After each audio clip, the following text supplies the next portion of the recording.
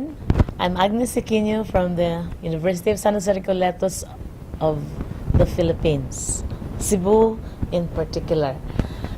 My presentation for this morning is all about the sustainable development of the palm oil industry of the Philippines and Thailand.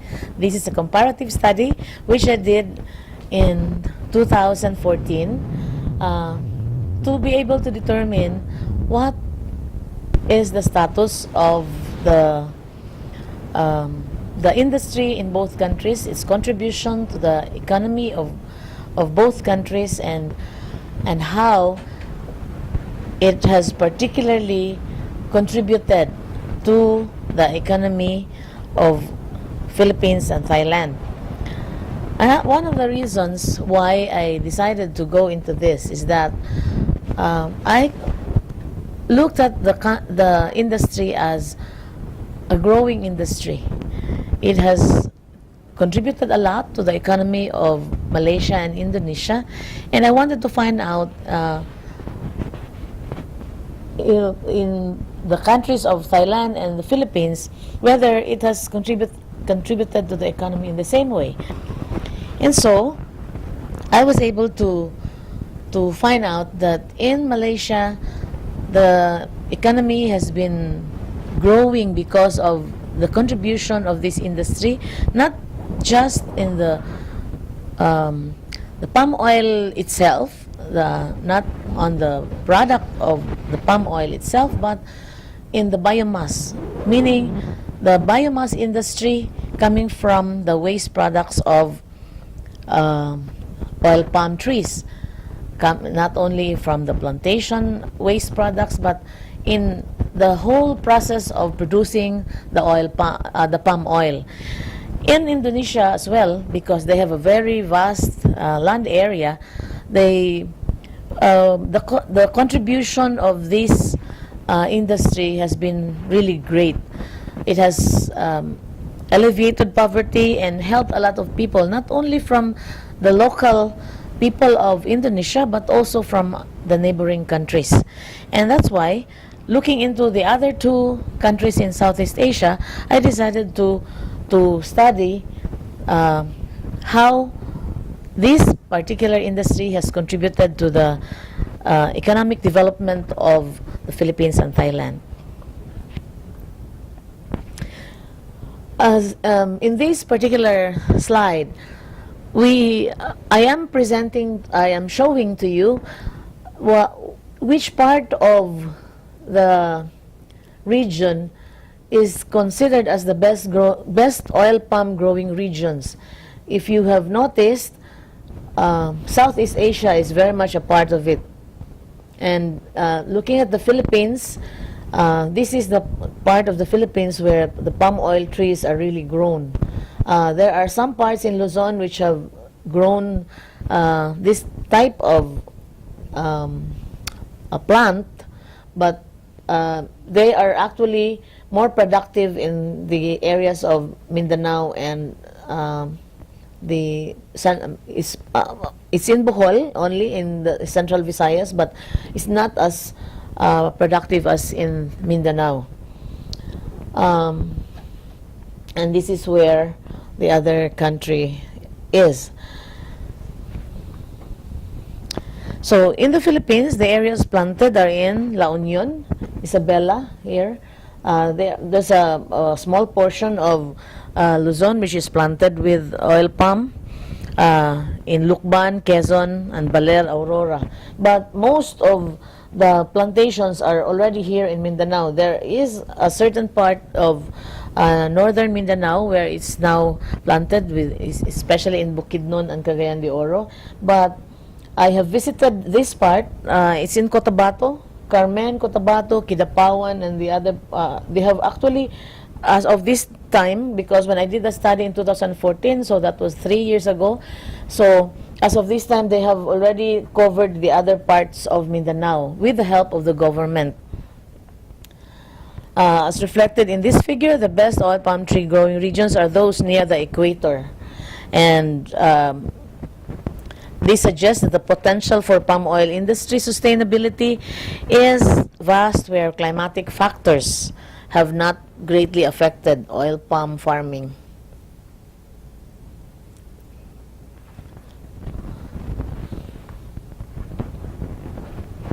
So, the palm oil industry is one of the fast-growing industries in the contemporary world and is a major contributor to the economic development, as I have mentioned earlier, and essentially is identified as poverty alleviation activity in the 4 countries of Southeast Asia. So in Thailand, palm oil farming has become greatly a major source of income. In fact, in the place where where the plantations are vast, the place used to have a very high crime rate, but now, because poverty has been alleviated, people are already enjoying the fruits of their labor. They have been conducting studies and experiments to be able to come up with seedlings that can grow within just 2.5 years, and those who are able to have the plantations are able to harvest after 2.5 years, and from the start of harvest they harvest every 15 days, and so they really are able to alleviate poverty through this, since people are being employed not only from the local area but from the other neighboring areas. The development initiated by Univanich is one of the biggest palm oil companies. No, it's a public company limited and one of the biggest companies in the country, in Thailand. So the industry has greatly improved the quality of life among the countryside residents, and crime incidents are reduced. So Thailand's palm oil industry occupies 1.4% of the total land area, and only 3.5% of the 21.1 million hectares is used for agriculture. Although as of this time, this has already increased, no? Because 3 years ago, this was the data that was given to me when I did an interview with the director of the executive director of Univanich, Dr. John Clendon. It is the main source of the highest quality edible oil and renewable biodiesel for the 68 million people. Research and development initiatives in Thailand, Malaysia, and Indonesia are far advanced, with their governments investing and funding studies which foster for the best sustainable farming practices. However, the Philippine palm oil industry has been present for many decades, but then the farm productivity remains low. Although the government has started to realize that there is really a great potential for the contribution of this industry to the economy, but not the whole country has been given an advocacy on the contribution of this industry. With the presence of the Philippine Palm Oil Council, they are trying to reach out to the other parts of the country to provide awareness on the importance and the economic contribution of the industry of this farming technology. An environmental scanning was conducted to determine the amount of contribution, as I have mentioned earlier. But having done such a study, I also was able to identify the challenges that goes with the this oil palm farming activity.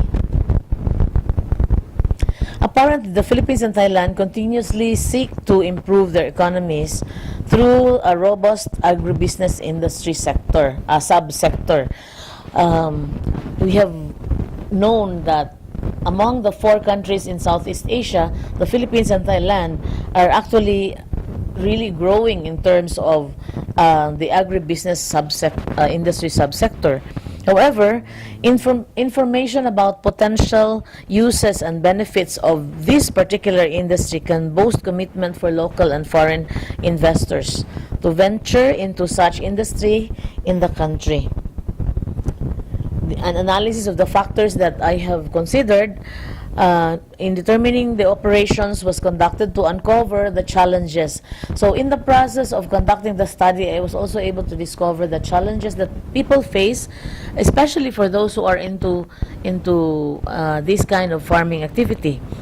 Managers of large plantations are actually facing a lot of problems. In Malaysia, for instance, the managers are actually experiencing a difficulty, especially in terms of migration of skilled workers from Malaysia to Indonesia. And that is because Indonesia has a very great support. The government of Indonesia has very great support on the industry.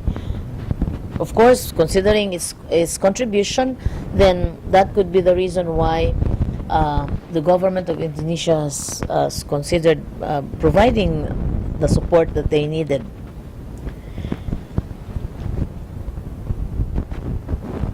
Data from the Philippine Palm Oil Council, Development Council, show that as of 2009, there was 46,608 hectares planted with palm oil, and less than the plan's target of 104,000 hectares by 2010. So they actually have increased as of this time, but then there is still a need for the government to look into the challenges.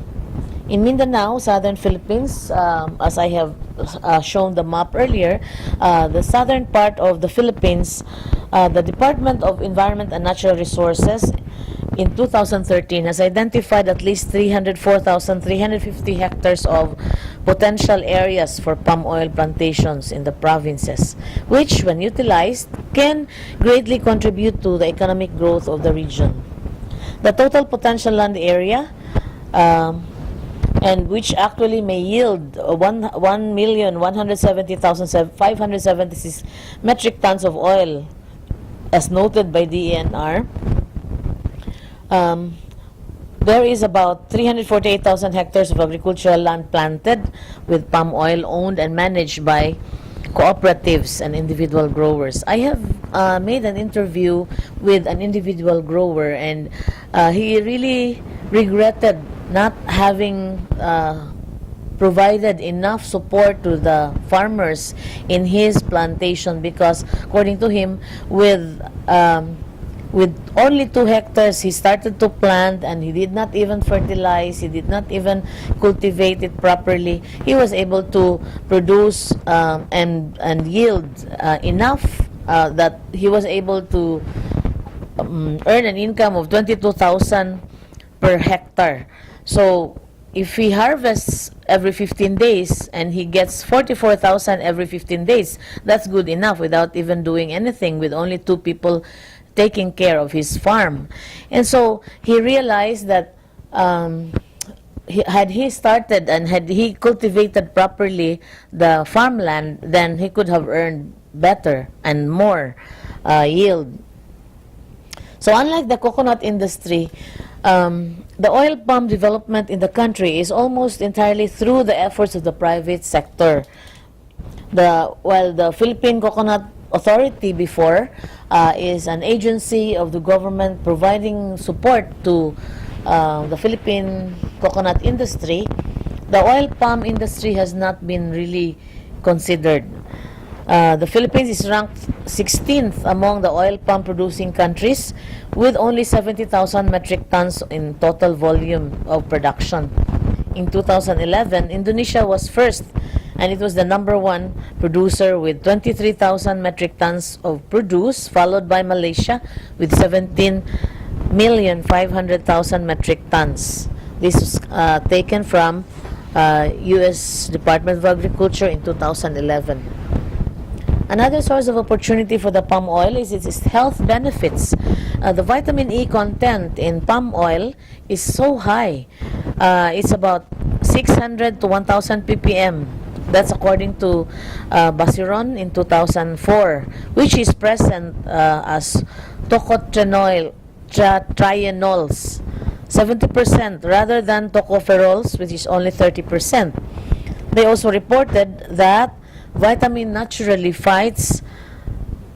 E naturally fights oxidation, provides a longer shelf life, reduces LDL cholesterol, and contains anti-cancer properties.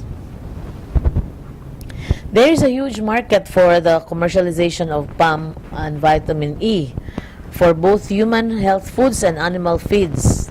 That's according to Basiron in 2004. So this study really investigated not only on the status, contributions, and challenges and sustainable development of the palm oil industry of Thailand and the Philippines, but I also tried to consider the relationship of bioethics in the process of being able to sustain the industry. We do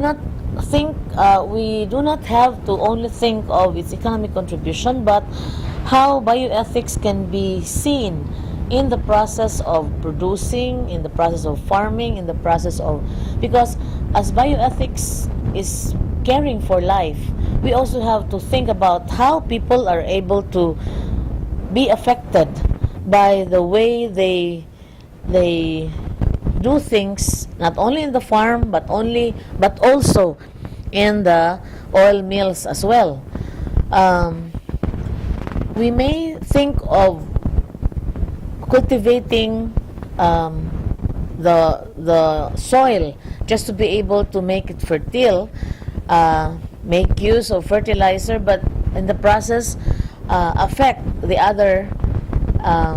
other living organisms in the area.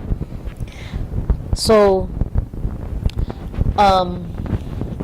one of the ways in which we can sustain its life, the industry's life, is not just to consider how people's lives are improved, but how the other parts of the ecology is also being affected. That is why Greenpeace, as one organization, has actually looked into the environmental impact of the presence of this industry. And fortunately, Indonesia was able to counter the allegations that are given by environmentalists that this has actually degraded or has greatly environmentally affected the farmlands. So the study was implemented through interviews and with the research key informants from both countries. Secondary data relating to the palm oil industry were sourced from existing company records and research conference materials. Descriptive statistical analysis was derived and presented. Secondary data tables, charts, and photos are shown to reinforce the presentation and discussion of results. Secondary sourced tables and charts were also adopted with permission from the authors, and implications are drawn to substantiate the salient findings of the study. Now, interviews with key informants reveal that with different sustainable practices in Thailand is worth emulating. When I conducted the interview with Dr. John Clendon, he mentioned that they were able to clone the leaves of the oil palm just to hasten the production of new seedlings. And now they have actually imported some materials to be able to help them in the process of improving and increasing the production of palm oil seedlings. And as a result, they have exported the seedlings to other palm oil producing countries. Thailand's 4 pillars of sustainable palm oil, according to Dr. Clendon, included advances in science, environmental best practices, development of export markets, and enhanced social sustainability. And what is being referred to as enhanced social sustainability is being able to help people in other countries and the locals in improving their lives by providing sustainable income. Other developing countries may benchmark from such practices and come up with an advocacy to disseminate the information not only to major stakeholders but also to small holders.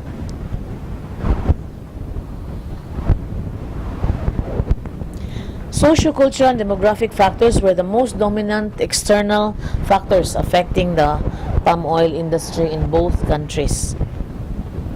In the Philippines, the existence of lush hectareage of coconut must be complemented with oil palm plantings to meet the country's demand for edible oils.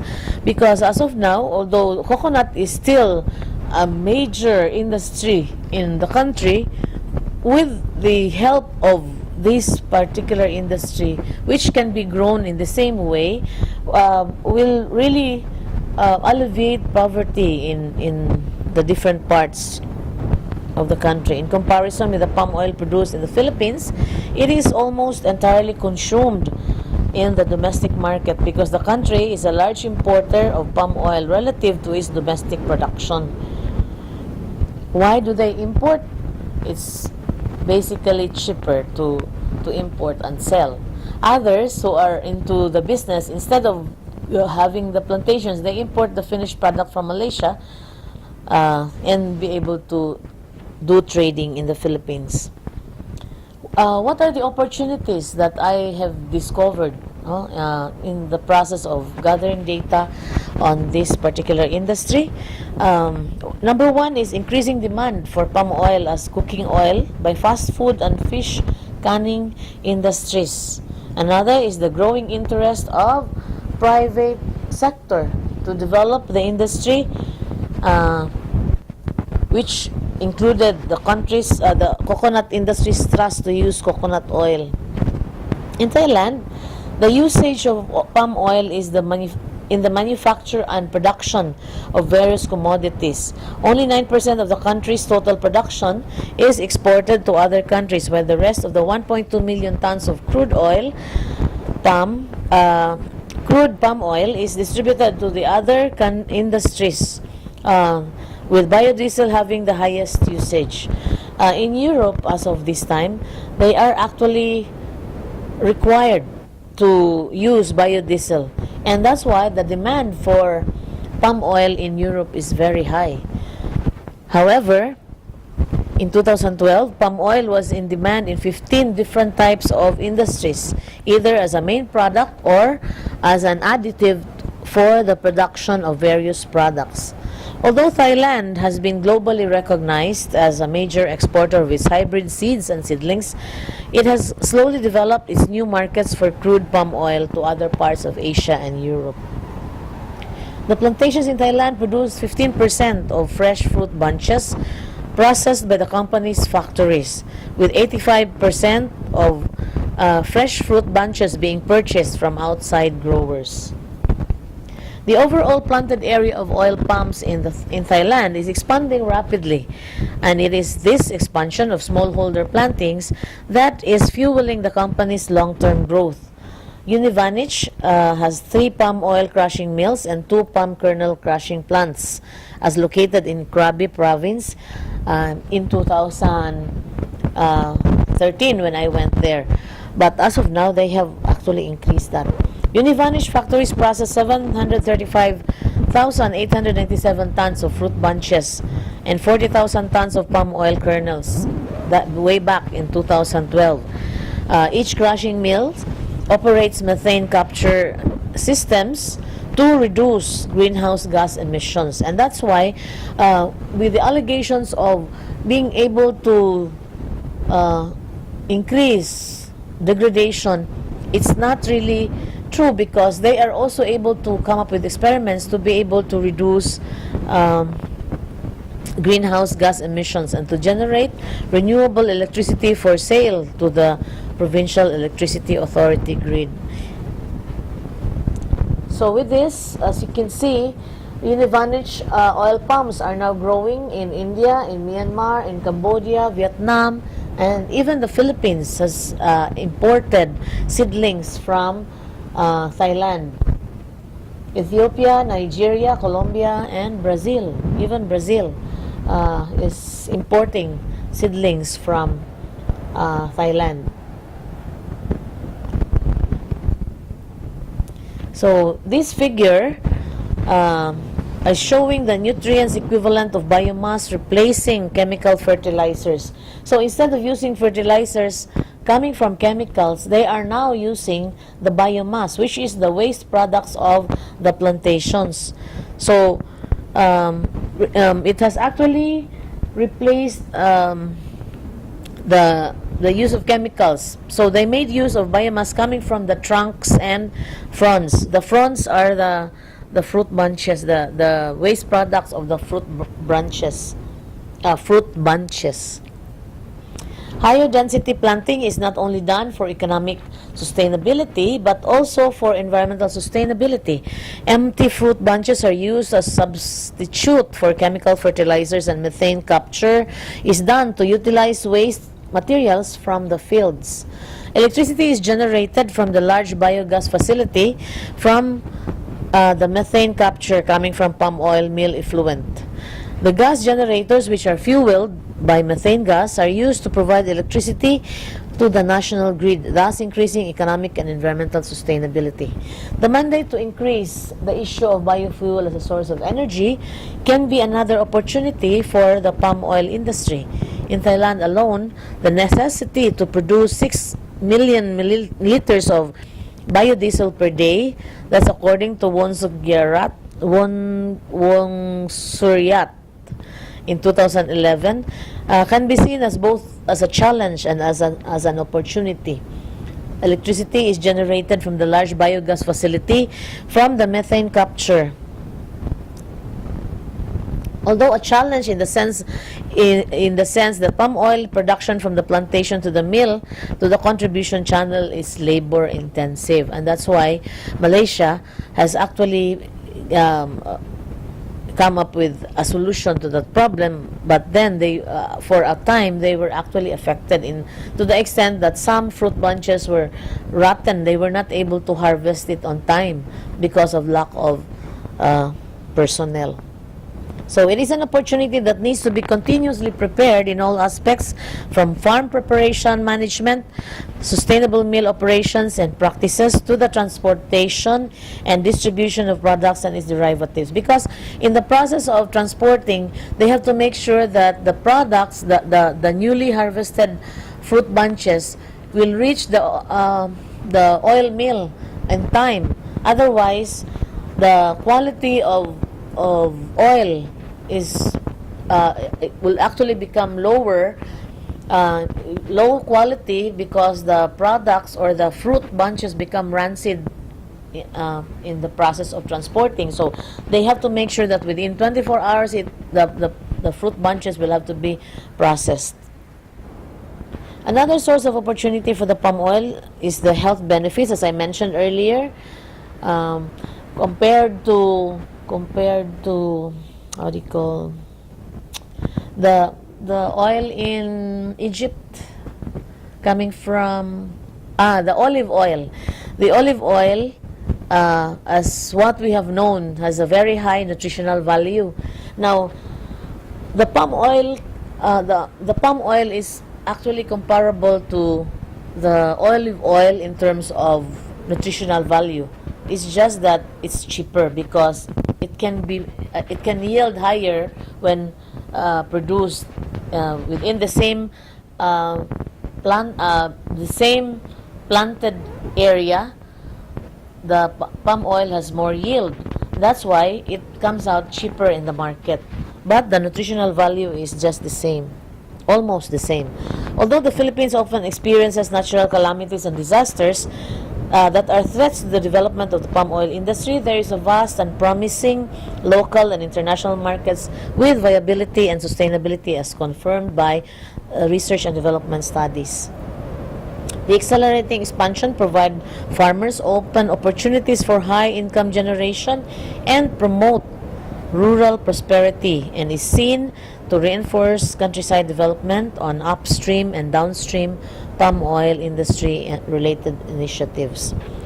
The vitamin naturally fights, provides longer oxidation shelf life, reduces LDL cholesterol, contains an anti-cancer properties. There's a huge market for the commercialization of vitamin E for both human and health foods. In conclusion, the palm oil industry suggests a promising future for the Philippines and Thailand.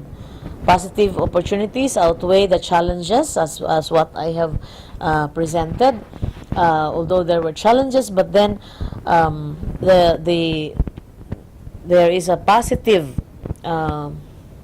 you can see a positive growth in the industry. So Thailand being much ahead as a third major player in the world, supplying the demand not only for crude palm oil and its derivatives but also for seeds and seedlings.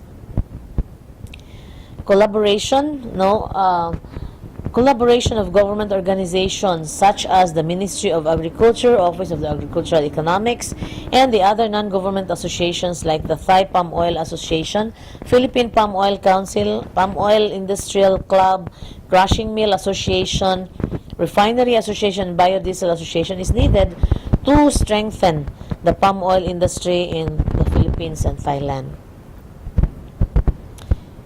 These are just some of the pictures that I took when I gathered my data. Actually, this person is trying to prune the leaves of the oil palm trees, and they're using heavy equipment to do that. This is actually the seedling bed where they are going to propagate the seedlings first before it's going to be transferred to the plantation, and it's planted far from each other, so that in the process of growing the oil palm trees, it can grow, it can stay up to, the lifespan is up to 25 years. But in the process, they also do intercropping, meaning in between the rows of the planted oil palm trees, they can grow other products like beans and all other products, agricultural products. This was taken in Malaysia when I attended the conference together with my husband. And this one is the this is the start of the very vast biogas facility. So this is my husband. This is a scientist from Indonesia, also studying about the palm oil industry in Indonesia. And this one is a Japanese scientist who was studying another type of oils, but he attended the biomass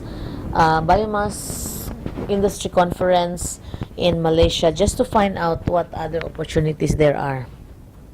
I think that is all. Thank you very much.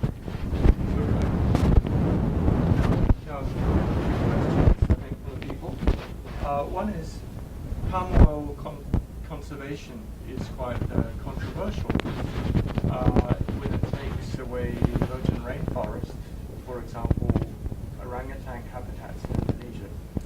So what sort of land do you propose could be taken in the Philippines? Is it forest or existing kind of farmland? Where can we take the land? I believe we should not use the forest lands to replace the forest with oil palm trees. We have to make use of the other agricultural lands that can be converted, especially those farmlands which are not really yielding high or providing enough income to farmers. because there are farmlands which are producing just very very low, or for example, if they have been planting corn or beans, they can still plant those products at the same time grow oil palm trees. So we should not do degradation, or we should not destroy the forest lands just to replace it with oil palm trees, because there are other farmlands or other agricultural lands that can be cultivated and properly prepared for it to be ready to be planted with oil palm trees. And there is still a vast area of that in the Philippines. Is there any other question from our Skype friends? So is it? Yeah. So the point I guess you're making is when farmland is unprofitable, Yeah. it can be used. Yeah, it can be replaced with Yeah. oil palm trees, given the proper support from the government, like for example in terms of providing fertilizer, providing the proper farm technology that can be used to hasten the preparation of the soil, for example. I believe that the government can really do a lot to be able to assist the farmers in coming up with, or in being able to plant, and within the next 2 years be able to harvest, especially if the oil mills will also be provided. Now, one of the challenges that are faced by people in Mindanao, when I went there to conduct interviews with individuals who are into it, who are into palm oil farming, one of the major challenges that they've had is the lack of the facility to do the milling, no, to do the processing. So there is really a need for investors to invest into the palm oil mills, because if, as I have mentioned earlier, the products should be processed within 24 hours. Otherwise, the quality of outputs may not be that good. So the quality of the oil that can be produced after 24 hours would be lower, so the price would also be lower when it's going to be marketed, because it's no longer used in high-grade food production. Although it can still be used as part of biodiesel, but of course it's higher when it's they earn higher incomes when used in food production. And you mentioned the challenge. So let's say you're living in a coastal area subject to tropical cyclones. Then the 2-year cycle is the challenge, that your crop might be destroyed before it produces. And how long can the trees continue to produce? Like 10 years or 25 years. 25 years? Yeah. The danger from typhoons is they might. Yeah, that will be one of the challenges, especially for those living in the coastal areas. And that's why there are other parts which are not much affected by or which are not considered as the typhoon areas. Like for example, in Mindanao, the land in Mindanao is really rich, and they are not often visited by typhoons. That's the beauty of being in Mindanao. There are large areas which are not yet planted. When I traveled from Cagayan de Oro down to Cotabato, it took me 8 hours of travel from the northern part of Mindanao going down south, and I have seen a vast area of land which are not planted, and it could have been utilized for oil palm plantations had the government seen the economic contribution of it.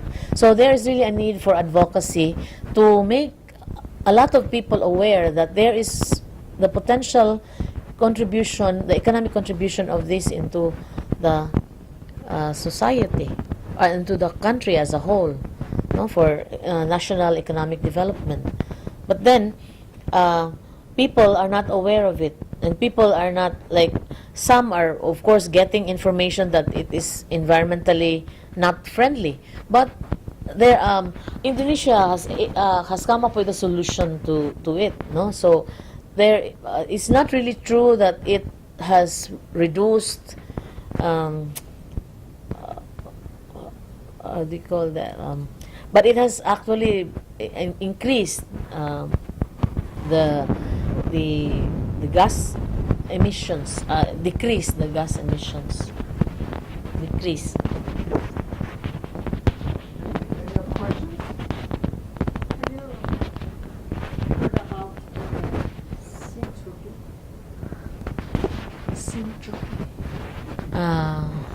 syntropy? Sorry, I have not come across. Just having the environmental issue as a main issue. I mean, you have this farm oil in the forest, together with other plants, and you would have another sphere of sustainability. Here you have economic and social development. Yes. So you would have another, a third dimension, I mean ecological. So you could include the cultural dimension. I don't know more about the culture related to palm oil in Philippines, but I'd like to hear more about this type of plantation, the commercial plantation in this way, in the commercial plantation in the sympatry. I mean, inside the forest, mixed with several things. Would you ever heard about it? As I have mentioned earlier, we do not need to convert forest lands into oil palm plantations, but we have to make use of other farmlands wherein they can plant oil palms, at the same time continue producing other crops, because you can do intercropping in between. I'm sorry, I don't have the slides. I used to show that there is intercropping, because you can plant other crops in between. So that means they grow together, and and that is syntropy. Yeah. So you can grow and harvest while waiting for the harvest of the oil palm trees. So there are products which can be harvested within just 3 months or 6 months. So they can continue with their farm activities, at the same time grow and wait for better yield from the farmland. So there is really no need, although in some parts of Indonesia, I have been there, I have really seen how they have cut the trees in the forest just to replace it with oil palm trees, because they have seen that Malaysia, even the airport of Malaysia, has been planted along the way. You can really see a vast plantation of oil palm trees, although not the bigger trees, because they are making use of the land area near the airport to grow the seedlings. So they, of course, it can be transferred to other places later on, but they are really utilizing whatever area they can utilize to be able to grow the oil palm trees. So making use of other farmlands can be a solution to the problem, to be able to increase farm production. Not necessarily, because we have seen how the result of deforestation just to be able to replace it, no? Your picture is very beautiful, but Which one? The previous one?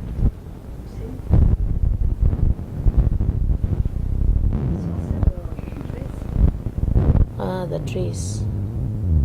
Okay. That one? Yeah. As I have seen. Now, actually, this one was taken in Malaysia, where it's a plantation where they have just harvested the because they do intercropping. In fact, they grow cattle, they grow other animals in within the plantation area. So we can see that it's not just the oil palm farming that is done within the vast farmlands, but other products can be grown in between. So Thailand has experimented on making this closer, no? Because of course the more trees, the better yield they expected. But then they realized that as they brought the trees closer to each other, it does not yield the same amount of outputs. Okay, so are there no more questions? Well, thank you very much.